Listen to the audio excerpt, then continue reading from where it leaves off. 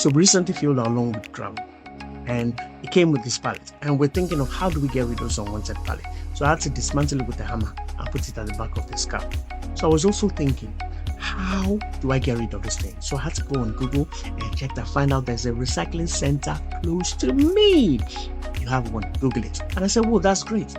So now I'm checking the car seat because my son is going to be going with me on this ride, and we'll see how we go. So now I'm going to get him. Now we're in the supermarket. We're going down the road, and this is me making faces. Come on, just serious. Get back. Good. So now we're looking for the gloves to buy because I realized I needed a glove because when I was handling the wood, it was like piercing my fingers and there was nail, and I needed something to be safe.